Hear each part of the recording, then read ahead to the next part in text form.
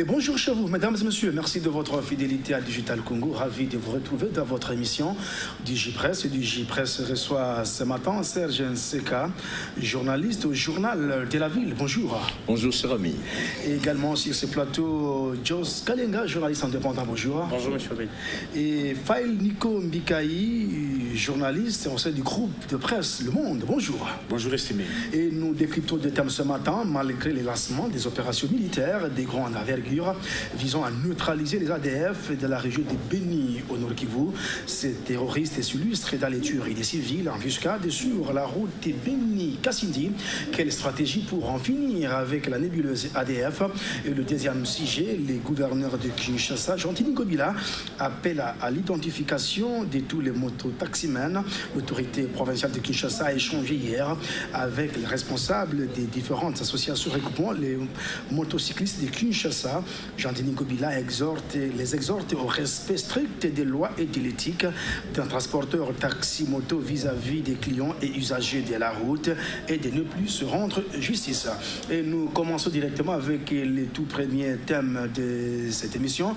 Je commence par vous, Serge Nseka. Je rappelle que vous êtes journaliste au journal de la ville, malgré les opérations de grande envergure lancées par les forces armées de la République démocratique du Congo pour en finir avec les ADF de la région de Beni. Mais les armées continuent à exécuter l'hymne de la mort dans cette partie du pays. Il y a 2 jours, une dizaine de civils ont été exécutés à Kokola. Kokola, c'est une agglomération située sur l'axe Oicha-Iringetia, à la frontière avec la province orientale. Votre réaction? Cher Obed, merci de me donner la parole sur un sujet dont j'aurais aimé que cela ne figure pas sur notre conducteur, parce que ça va faire plus de 18 ans que la partie est de notre pays souffre de ce que vous êtes en train de dire là, des millions de morts. Et ça ressemble aujourd'hui à une machine, à une entreprise plutôt florissante. C'est-à-dire que je me pose la question autrement. Qu'est-ce qui fait courir tous ces seigneurs de guerre à l'Est, et pourquoi seulement l'Est de la République démocratique du Congo? Il y a quelques temps, c'était Aminé Mboué qui est sacrifié avec tout ce que nous savons. Il y a eu... Mais c'est au gouvernement d'imposer la paix dans cette partie du pays. Mais c'est de la responsabilité du gouvernement de la République, du gouvernement de la République d'imposer la paix. Et je rappelle que c'est parmi les promesses de campagne du président Félix Antoine Tshisekedi d'en finir avec la guerre.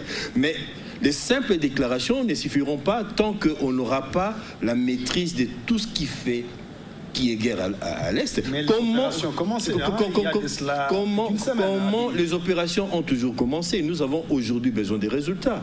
On n'a pas besoin de voir les troupes mobilisées, parce que ça a toujours été le cas. Mais c'est une guerre asymétrique. Mais qu'est-ce qui fait qu'en face, il y ait toujours des gens aussi équipés, aussi entraînés, aussi disponibles? C'est la question que nous nous posons aujourd'hui. La question que nous sommes en droit de nous poser. Qu'est-ce qui fait que l'ennemi, entre guillemets, si je peux me le permettre, soit toujours là au rendez-vous, frappe toujours au moment où nous ne sommes pas capables. C'est-à-dire que nous, parti congolais, soyons là seulement pour constater les dégâts et puis préparer la contre-offensive. Pourquoi on n'anticiperait pas? Pourquoi on ne prendrait pas langue? Parce qu'une guerre ne se gagne pas seulement sur le terrain, sur les champs de bataille, mais aussi sur le terrain diplomatique, mais en impliquant aussi des personnalités susceptibles de nous apporter ce dont nous voulons, c'est la paix. Vous envisagez un dialogue avec les terroristes de l'ADF? Une rébellion ougandaise? Je ne parle pas de dialogue avec les terroristes. S'il y a des États voisins, je posais la question tout à l'heure, je me suis posé la question. Comment se fait-il qu'ils soient toujours là? Comment se fait-il qu'ils soient toujours entraînés?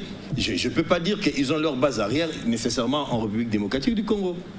Quand je parle des dialogues... Mais les frontières congolaises sont poreuses au niveau de l'Est du pays. C'est raison pour laquelle nous avons l'obligation d'avoir des relations de bon voisinage, mais sincères avec nos voisins, un dialogue franc en nous regardant dans les yeux, mais aussi une volonté affichée d'en finir avec ces gens. C'est-à-dire qu'une force de frappe susceptible d'amener, c'est-à-dire au même moment, on est en train d'apporter la carotte de l'autre côté, mais les bâtons doivent toujours être là, parce qu'apparemment, depuis longtemps, nous avons donné l'image d'un pays presque faible. Nous réagissons quand il y a une tuerie, mais si on veut faire cette comptabilité macabre, on serait à combien de morts aujourd'hui? Et qu'est-ce que les Congos gagneraient? Est-ce que cette guerre-là ne constitue pas aussi une sorte d'activité lucrative qui bénéficierait à quelques-uns? L'occasion d'ouvrir les yeux, de mettre la loupe pour trouver ce dont la guerre à l'Est pourrait bénéficier et agir en conséquence. Serge Seka, merci. Je vais reposer la même question à Jos Kalenga. Je rappelle que vous êtes journaliste indépendant. Il y a quelques jours, les FARDC ont lancé des opérations de grande envergure pour en finir avec la nébuleuse ADF et pour ainsi concrétiser la promesse de campagne faite par le président Félix Tshisekedi à la population des Béni. Et selon le porte-parole des FARDC, le général Kasonga, cette fois-ci, la RDC dispose des unités à même d'en découdre avec les terroristes parce qu'elles ont été formées, voulais-je dire, pour faire face à une guerre asymétrique. Mais sur les champs, les tueries continuent, pas plus tard qu'avant-hier à Béni. Merci beaucoup, cher Obed. Je pense que mon aîné Serge Seka a rappelé quelques éléments et puis il a essayé de vouloir retracer la genèse de ce problème. La guerre à l'Est, ça ne date pas d'aujourd'hui. La guerre à l'Est, c'est une histoire de longue date. Mais nous pensons qu'aujourd'hui, nous avons une nouvelle machine politique, un nouveau leadership au niveau du sommet de l'État qui s'est donné comme objectif d'imposer la paix. Quand on dit imposer la paix, ça veut dire qu'on va user de tous les moyens possibles. Il suffit que la paix revienne aux parties de l'Est du pays. Et le président de la République est allé très loin pour dire s'il faut mourir, je veux mourir pour que la paix revienne à l'Est. Mais bientôt, il va passer à la tête du pays, la population des Béni, et la RDC continue à être victime des conflits armés. Vous savez que, cher Obed, le président de la République prône cette politique de bon voisinage. De tout le temps, il est en train de parler un dialogue franc avec nos voisins. Il faut aussi le dire, ceux qui viennent attaquer l'Est du pays passent par où? Comment est-ce qu'ils arrivent à pénétrer les frontières de nos pays? Est-ce que ces gens-là, nos voisins, ne sont-ils pas complices d'une certaine manière avec ceux qui viennent attaquer? Mais la RDC est appelée à protéger ses frontières au lieu de pleurnicher au jour le jour. Nous sommes en train de former l'armée et le chef de l'État l'a rappelé que nous avions une armée très structurée. Il suffit de le doter de matériel et de les équiper. Le motiver aussi, je suis très sûr qu'il y aura un résultat très bientôt. Maintenant, il faudrait encore savoir que la guerre a beaucoup de facettes.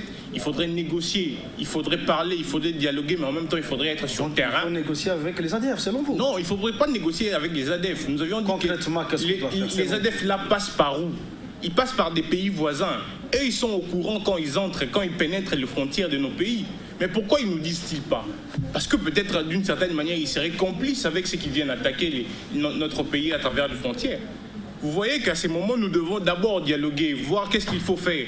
Nous avions, il n'y a pas longtemps, il y a eu une certaine manifestation au niveau de l'Est du pays avec des amis de Lucha qui décriaient qu'ils ne veulent pas de cette opération, comment on dit, cette opération conjointe de militaires entre l'Angola et entre l'Ouganda, le Rwanda pour attaquer les groupes armés au niveau de l'Est du pays. Moi aussi, je partage cet avis. Maintenant, comme nous ne sommes pas d'accord avec cette opération conjointe, nous devons équiper notre armée, donner de matériel, donner de motivation à l'armée. S'il faut encore tripler le nombre de militaires qui sont au niveau de l'Est du pays, pourvu qu'on trouve la paix pour nos amis au niveau de l'Est. Est-ce que selon vous, pour finir avec une guerre asymétrique, faut-il aligner des milliers d'hommes au lieu d'investir beaucoup sur le renseignement? Alors là, ça devient encore plus technique. Nous laissons encore les experts dans la matière pour réagir sur cette question. Mais ce que le peuple veut, c'est que nos amis de l'Est veulent, c'est avoir la paix. Je suis à vous, Faïl Nikondikaï. Je rappelle que vous êtes journaliste au sein du groupe de presse Le Monde. Quelle est votre analyse et puis votre réaction par rapport aux analyses faites par Serge Seka et puis Jos Kalenga? Oui, merci beaucoup, Obed, pour l'opportunité, mais je ne saurais m'en passer de l'obligation nationale. À ce jour, mon peuple doit retenir qu'il reste 1514 jours pour la fin de ce mandat. Nous en sommes à 191 jours au-delà des 100 jours du chef de l'État. et 51 jours pour Mike Mukebai au CPRK. Pourquoi ce rappel national? Je n'aimerais pas être incompris. Je n'aimerais plus qu'on fasse encore tuer mon peuple sur la base de mensonges du genre « on a volé ma victoire ». 2006, 2011, 2019, on a entendu tous les discours, mais personne n'a apporté la preuve. C'est le moment de préparer les élections. Et qu'on n'achète plus encore les smartphones. Je me pose la question, le 40 000 smartphones qu'on avait achetés ont servi à quoi? Si vous faites la moyenne de 40 $ par smartphone fois 40 000, vous avez au moins 1 600 $ américains. Nico, s'il te plaît, vous revenir à la question. Je vais revenir à la question, c'est très important. Parce que si ça brûlait ici, vous ne tenirez pas cette émission. Il faut qu'il y ait d'abord la paix. 40 000 smartphones fois 40 $, 1 600 000. En 2018, on avait 65 000 bureaux de vote. Si le candidat sérieux avait aligné un seul témoin dans chaque bureau de vote, à raison de 20 $ par témoin, ça ferait au moins 1 300 000 $ américains. On aurait permis à apporter le PV. Parce que la seule preuve en matière électorale, ce sont les PV. Quant aux gouvernants, c'est le moment de chercher les fonds pour préparer les élections. Qu'il ne faudrait pas que la date fixée pour la tenue des élections, qu'on dise qu'il n'y a pas l'argent. On doit passer le moment au développement. Je dis ceci. Je n'aimerais pas que cette fois-ci, qu'à la date prévue pour les élections, qu'on dise qu'il n'y a pas les moyens. Les moyens sont là, il faut commencer à les mobiliser. Pour revenir à votre question, oui. J'ai toujours dit ceci. La question de l'Est, c'est une question essentiellement et principalement militaire. Je suis écœuré, abasourdi, effaré et estomaqué d'entendre Joss dire que nous devons aller interroger nos voisins. Mais qui vous a dit que les voisins sont d'accord avec vous? Que les voisins sont contents de ce que Dieu vous a doté? À la création de l'État, vers la fin du XVIe et début du XVIe siècle, il n'y avait pas d'État. L'État, on a dit que non, on ne peut pas rester comme ça, il faut qu'il y ait l'État. L'État, c'est la seule personne au monde dotée du monopole de contraintes physiques sur un territoire donné. Et le rôle majeur, primordial de l'État, c'est la sécurité des personnes et de leurs biens. Dès lors qu'un seul centimètre carré de mon territoire échappera au contrôle de l'armée régulière, ça ne sera pas à l'avantage de Kinshasa. Kinshasa a tout intérêt à mater tous ces groupes armés. Les groupes armés, j'ai préconisé en son temps. Si vous prenez notre budget de honte que nous avons, et s'il faut encore défalquer quelque chose pour la guerre, nous ne saurons pas. Je pose la question. Pourquoi la question? Pourquoi la problématique de l'érection du mur le long des frontières posant problème? On peut ériger un mur le long des frontières posant problème. Entre Washington et Mexico, il y a le mur. Entre Sofia et Ankara, il y a un mur. Mais entre Tel Aviv... Nico Faye, oui. En attendant qu'on puisse ériger le mur, mais quand même, on doit former l'armée. Écoutez, oui, pour la formation de l'armée, ça prend du temps, non? Et pourquoi pas faire d'une pierre deux coups? Vous formez, vous faites la guerre, entre-temps, vous érigez le mur. Je ne dis pas qu'il y aura la sécurité zéro. Oui, je ne dis pas qu'il y aura la sécurité zéro, mais néanmoins, on va minimiser tant soit peu les incursions. Je vous garde. Oui, allez-y. Pourquoi vous m'abattez en l'air? Allez-y, allez-y. Je dis ceci. Vous lancez dans la formation. Or, vous êtes en pleine guerre, vous vous lancez dans la formation. Or, il faut passer à l'offensive. Je dis ceci. Faisons d'une pierre deux coups. La guerre coûte cher. La guerre coûte énormément cher. A contrario, si l'on achète du ciment, le sable, on érige le mur, on va minimiser les incursions. Si vous êtes convaincu que non, les incursions viennent des pays étrangers, qu'est-ce que cela empêcherait à Kinshasa de commencer déjà le processus? Mais pourquoi on tarde? On est là que pour pleurer. Écoutez, entre États, il n'y a pas de cadeau. Pensez-vous que non, Kigali peut être d'accord avec ce que Dieu nous a doté? Pensez-vous que Kampala peut être d'accord avec Dieu nous a doté? Il nous appartient, nous, Kinshasa, le grand Congo. Nous n'avons pas que les gens pour pleurer. Mais pourquoi les autres voisins ne peuvent pas aussi se plaindre contre nous? Il n'y a que Kinshasa qui se plaint contre ses voisins. C'est un aveu d'impuissance. Et d'ailleurs, je suis aujourd'hui inquiet. Rapidement, oui. Je suis inquiet que les discours qu'on a tenus à l'époque de Kabila, dans ces pays, on a fait quoi à mon peuple que non? Tous les mots étaient Kabila. Que si une fois que Kabila n'est plus au pouvoir, c'était des guerres tenues par Kabila. Mais aujourd'hui, Kabila n'est plus au pouvoir. Mentez, il arrivera quelque chose. Oui, je vous garde, Nico. Chacun aura une minute pour conclure cette émission. Quelle chance que vous accordez aux opérations de grande envergure, lancées par le FARDC, et quelle solution pour en finir avec la nébuleuse ADF et puis d'autres groupes armés qui écument l'est de la RDC? À ma qualité de moudjahidine du peuple, prédicateur national, je ne peux qu'encourager mes troupes. Mais nous sommes tenus à l'obligation de résultat. Nous sommes tenus à l'obligation de résultat. Plus de 20 ans, nous ne sommes pas là que pour pleurnicher. Je suis maintenant dubitatif par rapport aux résultats. Si aujourd'hui, le FARDC, l'armée régulière, arrivait à reconquérir, à avoir la suprématie, le contrôle de tous les territoires de mon pays, je ne serais là pour applaudir. Mais le spectacle est désolant et les résultats me déçoivent. Et la même question à Serge Seka. Oui, je retrouvais mon ami Nico dans ses envolées oratoires. Mais la vérité est qu'au jour d'aujourd'hui, nous ne sommes pas dans une relation affective où que les autres devraient nous aimer ou ne pas nous aimer et être contents de ce que nous avons. Non, je crois que tous les pays ont leurs atouts. Le Sénégal n'a que l'arachide, la Côte d'Ivoire n'a que les cacao. Et ils sont ce qu'ils sont. Ils ont des économies plus solides que la nôtre. C'est-à-dire que nous ne devons pas être là à voir les sorciers partout. Nous avons plutôt l'obligation à apporter des solutions à nos problèmes. Et c'est à l'État congolais, aujourd'hui, le leadership qu'assume Félix Antoine Tshisekedi doit s'exprimer aussi sur ces domaines-là, sur le domaine militaire. Les FARDC, nous sommes classés 10e armée sur le plan africain, si je m'abuse. C'est 9e. 9e. Donnez-vous les postes que vous voulez. Alors, c'est-à-dire, avec cette statistique, moi je me dis qu'on n'a pas à nous plaindre, à moins qu'il y ait quelque chose qui ne marche pas dans notre... C'est-à-dire, il ne faut pas chercher les sorciers ailleurs. Il faut regarder chez nous.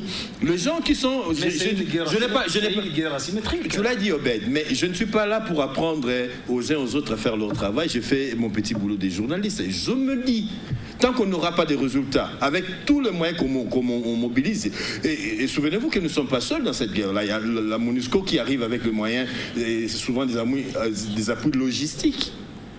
Quand il y a des gars, on agit, on a un semblant de résultat, et puis tout le monde se retire. On n'est pas en train de jouer au chat et à la souris. Est-ce que cette guerre-là ne bénéficierait pas à certains?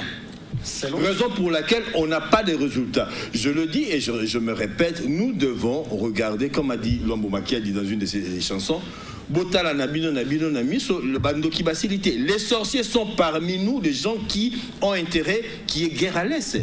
Regarde comment ça pullule à Kinshasa, les bâtiments. Vas-y à Goma, voir comment il y a le boom immobilier. Va à Bukavu, c'est construit par qui? Pas par les cultivateurs, pas par les gens qui cultivent les quinquennats, qui font ça. Alors, soyons conséquents. Si nous voulons avoir notre Congo à notre disposition, en chutant, oui. Soyons conséquents et faites des choses pour le bien de la population. Ce peuple-là, pour qui on a été élu, envers qui on a des dettes, des promesses de faire un Congo pacifié, un Congo prospère, un Congo, et surtout, nous avons, par rapport à notre positionnement, par rapport à tout ce que nous avons dans notre pays, j'ai rejoint Nico, la responsabilité de tracter les autres pays, de créer une zone économique forte en Afrique centrale, et pourquoi pas dans toute l'Afrique. On a un potentiel énergétique unique. Nous avons les richesses que nous avons. Transformer en richesse. Et même tout à fait. Mais nous les avons. Nous les avons. Comment les gens qui n'ont rien sont en train de vendre et de prospérer avec ce que nous avons chez nous? Je suis allé à la foire touristique à Indaba. qui s'organise en Afrique du Sud une fois. Il y avait le stand de la RDC et le stand du Rwanda. Le stand de la RDC était minable il y a 2-3 ans passés. Et en face, il y avait des photos superbes des gorilles de montagne qui se retrouvent chez nous. Mais les opérateurs vendaient aux touristes les billets pour aller au Rwanda pour venir voir le gorille des montagnes en République démocratique du Congo. C'est un exemple qui va tout dire. On ne s'assume pas encore comme un État, on ne s'assume pas encore comme un grand État. Merci Serge. Vous m'arrachez la parole, comme ça vous dérange que je parle ou quoi? Rapidement, parce que nous sommes talonnés par le temps souffré. Hein. Je suis à vous, Jos Kaligaz. Quelle chance que vous accordez à ces opérations militaires à l'est de la RDC et selon vous, quelle est la solution définitive pour en finir avec la nébuleuse ADF parce que le porte-parole des RDC il a dit cette fois-ci, ces opérations vont pacifier la RDC. Cher Obed, j'espère qu'on doit s'entendre très bien. La meilleure solution ici serait militaire. Mais mon aîné Nico ne doit pas ici oublier que quand on est sur terrain, sur un champ de bataille, on ne peut pas oublier et mettre de côté ces francs-parler avec ceux avec qui nous sommes en train de se pointer du doigt. Je le dis ici que les groupes armés qui viennent attaquer l'est de notre pays passent par certains pays voisins. Comment est-ce qu'ils arrivent à pénétrer nos frontières? Où est-ce qu'ils formatent leurs groupes armés? Où est-ce qu'ils s'entraînent? C'est ça des questions que moi je me pose. Le gouvernement s'est spécialisé pour savoir tout ça. C'est en fait ça le problème aussi. Nous sommes en train de dire qu'il faut pratiquer cette politique de bon voisinage, parler avec le voisin. Si c'est lui qui est à la base de ça, pourquoi il est à la base de ça? En même temps, je suis en train de soutenir toutes les opérations parce que je sais que maintenant, là, avec le dire du chef de l'État qui s'est donné vraiment cette promesse que sans la paix, il ne veut pas se prendre pour un président de la République. Et je suis très sûr que présentement, avec ce qui se prépare dans l'armée, avec les matériels qu'on a dotés à l'armée, avec tout ce que nous sommes en train de vivre, bientôt nous aurons la paix au niveau de la sécurité. Mais malgré cette volonté du chef de l'État, où tu as béni à l'Est, même pas de communiquer, même comme avant-hier. Je ne sais pas pourquoi est-ce que nous souffrons de ce manque de formation. C'est aux gouvernants et aux ceux qui gèrent la sécurité de notre pays de nous donner des informations. Si peut-être l'information n'est pas quand même compatir avec. Si l'information ne circule pas, peut-être ce n'est pas pour trop mettre les gens dans la panique. Merci, je vous garde. Nous allons entamer le deuxième sujet de cette émission et le tout dernier. Le gouverneur de Kinshasa, Jean-Denis Ngobila, appelle à l'identification de tous les mototaximens. Vous le savez, les motocyclistes constitueraient une milice en gestation dans la ville-province de Kinshasa. Quel est votre commentaire par rapport à cette interpellation de l'autorité urbaine de Kinshasa qui appelle les motards de ne plus se rendre justice? Cher Obed, je dois rappeler ici que nous ne sommes pas dans une république bananière. Nous ne sommes pas dans une république où les gens pensent être prêts à faire eux-mêmes justice et ils pensent que l'État dort ou l'État est en train de somnoler. Non, l'État c'est comme un petit dieu. Hein? L'État c'est comme un petit dieu ici sur Terre parce que l'État ne dort pas et ne somnole pas aussi. Ne pensez pas que lorsque vous faites certains forfaits, vous commettez certaines bavures, l'État ne réagit pas, c'est que l'État n'existe pas. Non, l'État existe et l'État vous observe. Et il sait quand est-ce qu'il va réagir. Et mon aîné Nicolas rappelé, Karl Marx le disait, l'État c'est le seul détenteur du monopole de la contrainte physique. Il a tous les moyens possibles pour vous contraindre à vous conformer aux lois et aux règlements du pays. Mais à Kinshasa, on a vu l'absence de l'État parce que les montards se comportent à des roitelets. Hein? Non, les silences de l'État ne veut pas dire qu'il y a absence de l'État. Ça, c'est aussi une chose qu'il faudrait préciser. Les silences qu'il y a eu pendant la commission de certains actes, cela ne veut pas dire qu'il y avait absence de l'État. Mais avec des véhicules brûlés, hein? Oui, ce sont des conséquences de l'incivisme que nous vivons dans notre pays. Et c'est ça aussi un autre problème qu'il faut le souligner, que le changement de mentalité doit commencer par là. Il faudrait aussi enseigner à ce peuple. nous voulons et nous sommes en train de prôner cet état de droit, ils doivent savoir que l'état de droit, c'est pas un état où on donne que de carottes. L'état de droit, ça veut dire que vous aurez un moment de chicote si vous ne vous conformez pas aux règles préétablies dans l'état.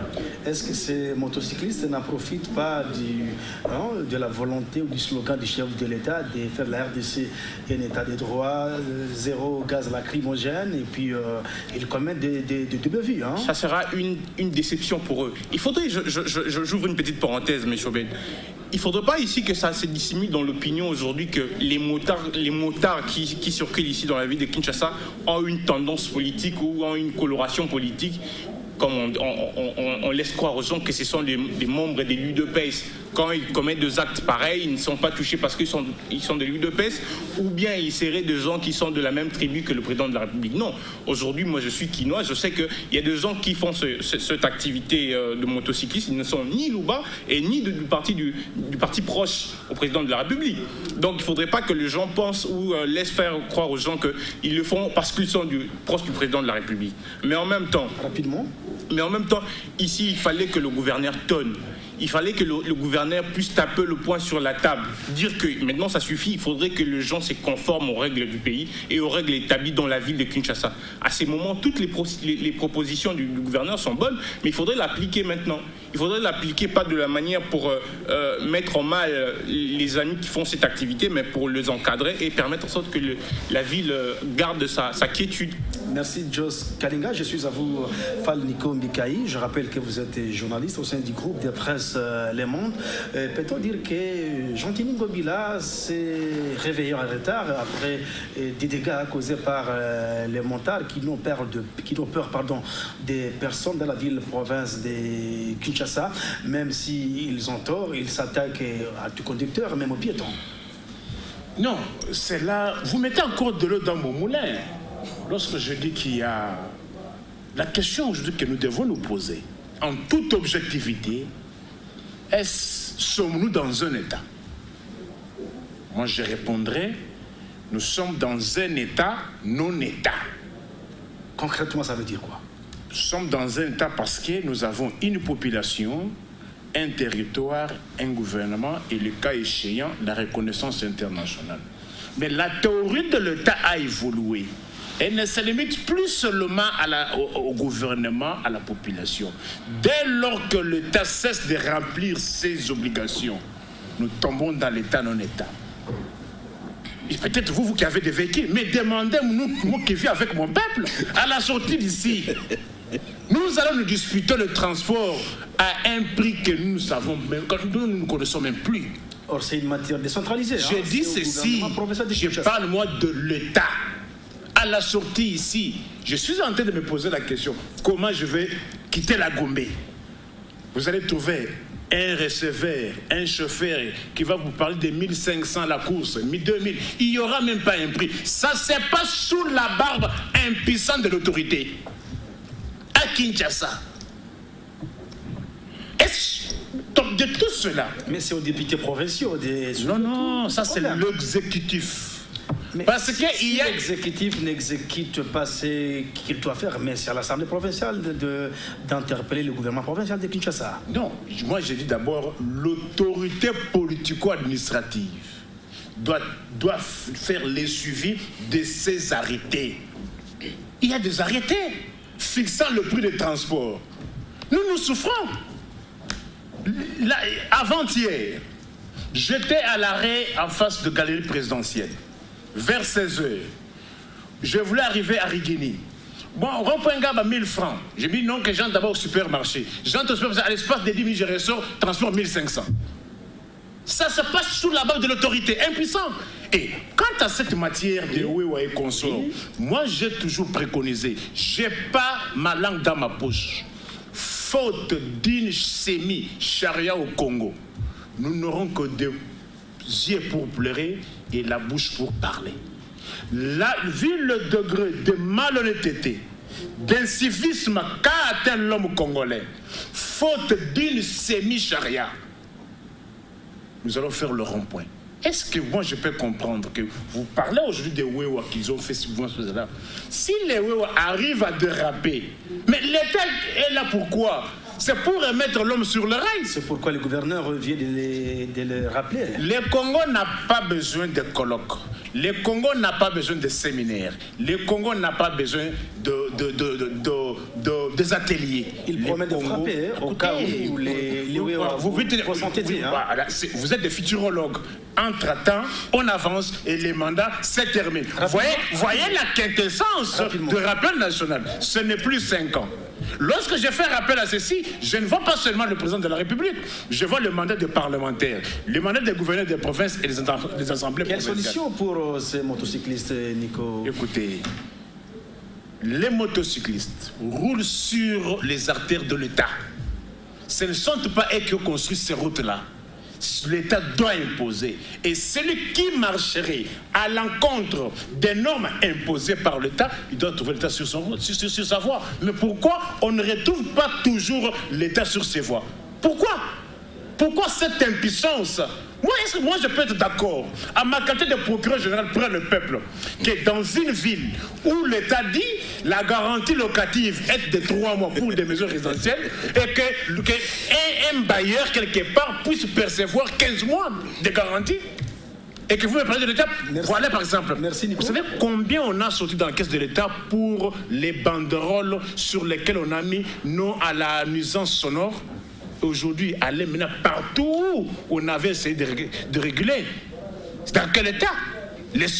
La nuisance a repris. Mais est-ce qu'il y a l'État? Merci Nico. Merci Nico.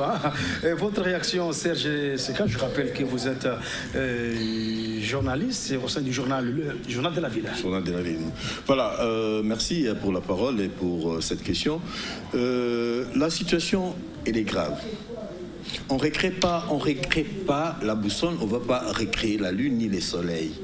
C'est-à-dire qu'il existe en politique ce qu'on appelle le principe de continuité de l'État. À la fin de la mandature passée, il y avait un arrêté qui avait été pris, par exemple, pour que le motocycliste ne pouvait pas rentrer dans le centre de la Gombe centre-ville ici. Cela avait été respecté.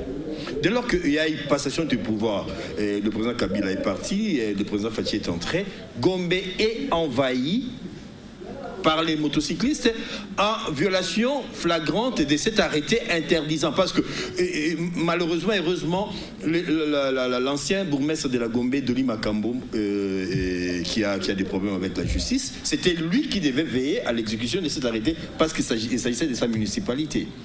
Mais il n'y a rien de nouveau. Ce qui se passe dans Kinshasa aujourd'hui, parce qu'on refuse de continuer, de reconnaître les bienfaits de ceux qui ont été là avant. Il existe, Obed, un cadre de concertation. Un partenariat signé entre les chauffeurs ASECO, toutes les corporations de WEWA, le petit commerçant à travers leur... Un cadre de concertation où ces gens-là devraient ramener leurs problèmes à chaque fois qu'il y avait des problèmes. L'initiative pouvait être prise par la ville ou par les partenaires.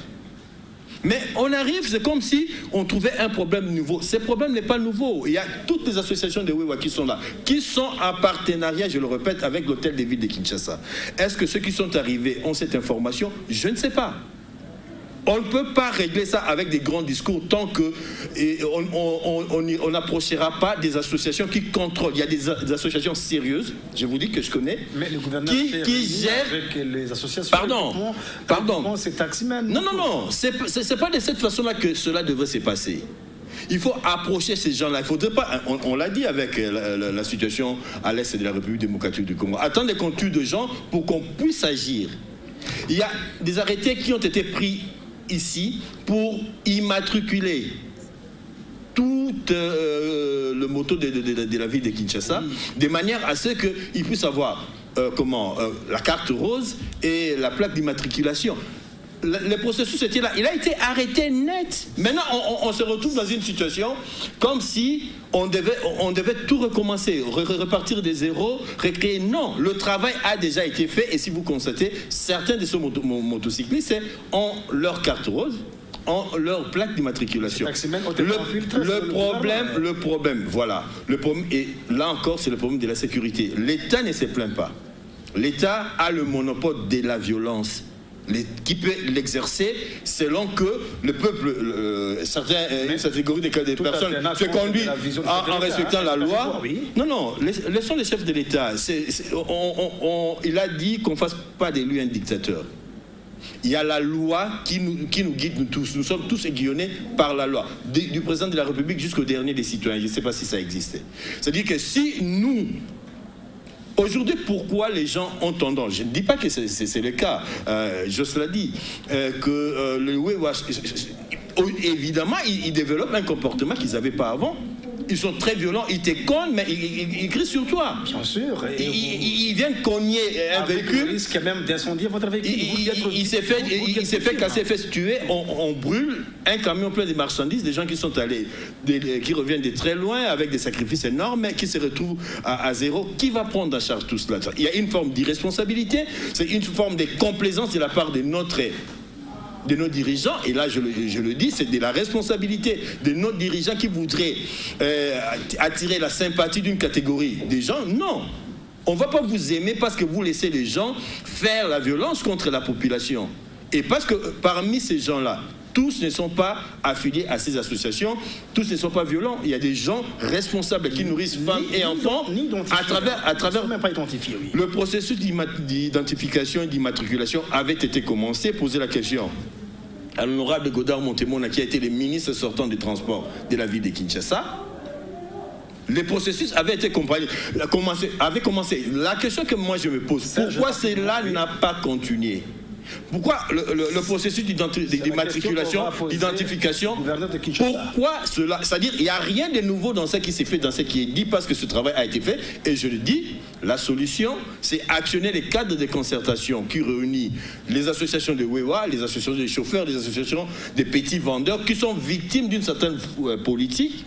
Je te dirais, Obed, que le petit commerçant, par exemple, qui vend la tomate, les haricots, va acheter les grossistes, mais les mêmes grossistes vendent en détail au marché Somba-Ziguida. C'est-à-dire que le Congolais moyen n'est pas protégé. Et c'est là où on attend nos dirigeants, c'est là où on attend l'État. L'État, tant au niveau national, tant au niveau provincial. Concluez, vous avez la dernière phrase, allez-y, rapidement. Je dis l'État tant au niveau national, tant au niveau provincial. Nos provinces aujourd'hui ont des pouvoirs effectifs, de réguler, de protéger. Alors quand on doit laisser les Chinois, les Camerounais vendre les haricots, les matungulu au prix des gros, et même au détail, c'est au détriment de la population congolaise. Donc à la fin, on n'aura jamais l'ordre voulu parce que ces gens-là sont en train de chercher leur survie. La survie de leur famille. C'est-à-dire, au même moment, l'État a la responsabilité de protéger les Wewa, parce que je dis, il y a des gens, des honnêtes citoyens qui vivent de leur travail, mais au même moment, les inciviques devaient être corrigés et mettre de côté. Merci Serge. Je suis à vous, Jos Kalenga. Vous allez conclure également. Est-ce que peut-on interdire carrément la circulation des motos à Kinshasa, si et seulement si les motocyclistes sont été? Non, ça serait une très mauvaise décision pour l'instant, interdire la circulation de motos dans la ville de Kinshasa. Parce que vous le savez très bien, la plupart de ceux qui recourent à cette activité, ce sont de jeunes. Et de jeunes comme moi qui ont pas d'emploi, qui sont dans le chômage. Mais qui doivent respecter les lois de la République. Je veux très bien souligner, cher Robert, je veux très bien souligner que l'État ne dort jamais. L'État n'est pas absent. L'État existe. Et quand l'État se réveille, ne pensez pas qu'il s'acharne contre vous, cher. C'est pas l'impression au niveau de la cité. Cher Faye Nico. Donc quand l'État est en train de se mettre un peu en sourdine, ne pensez pas qu'il n'existe pas. L'État qui se met en sourdine. Comprenez, c'est gravissime. Comprenez ce que je voulais dire. Ça veut dire que je vais vous laisser le temps. Je vais vous laisser le temps de conclure, cher Faye.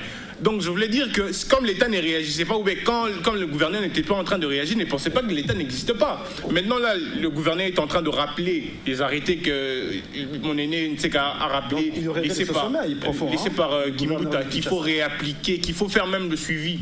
C'est ça aussi la désolation avec nos gouvernants. On met en place des arrêtés, on met en place de lois, mais qui ne sont pas suivis d'une certaine application, d'un certain suivi, pour que cela s'applique. Quelle est la solution? La solution, elle est claire. Le gouverneur a donné les différents points. Commencer d'abord l'identification et il faudrait... Continuer l'identification. Bon, s'il faut continuer parce que ça a déjà commencé à l'époque de Godard. Est-ce que c'est la solution identifiée?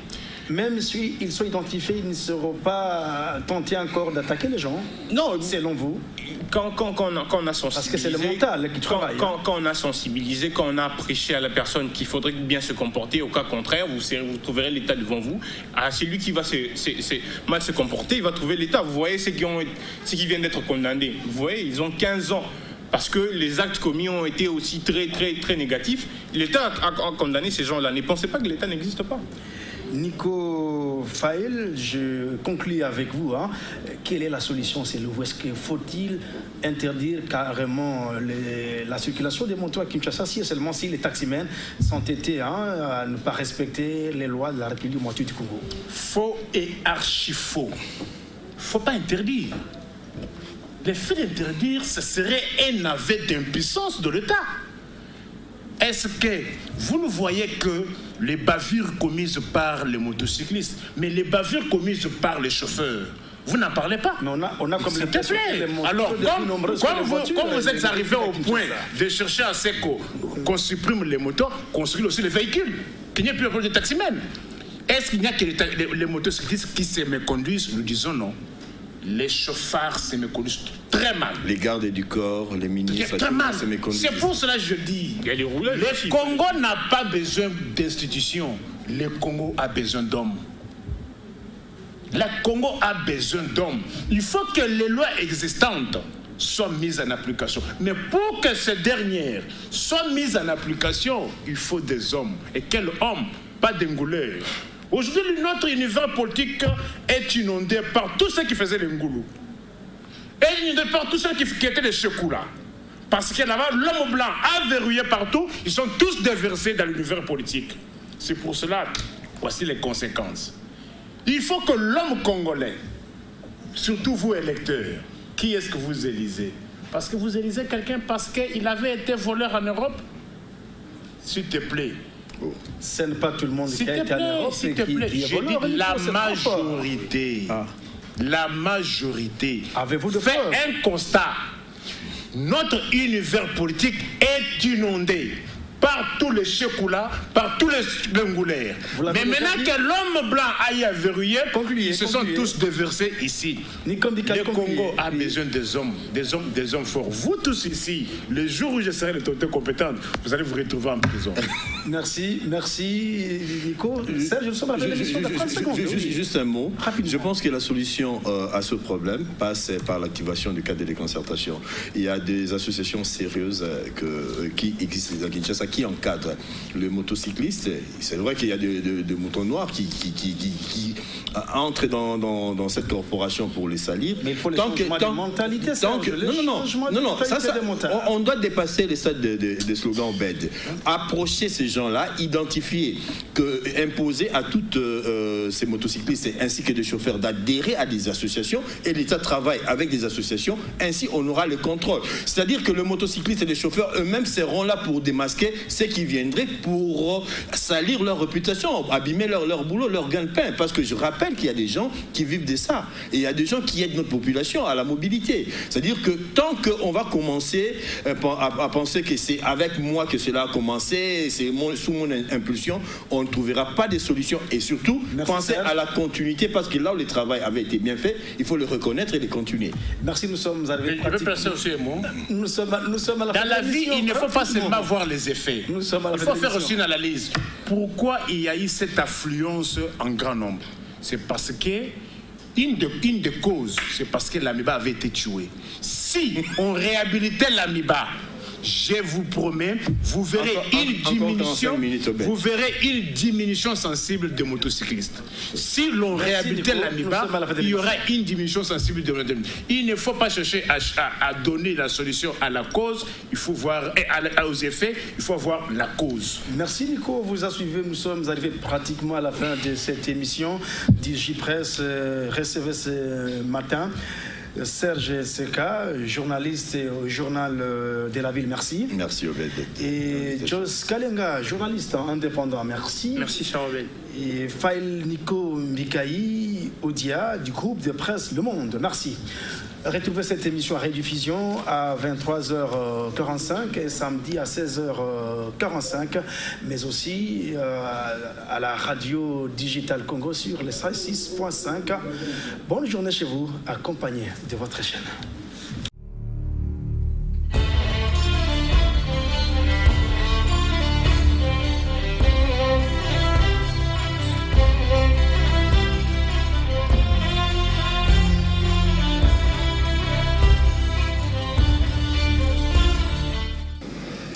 Mesdames et messieurs, bonjour, bienvenue à votre émission.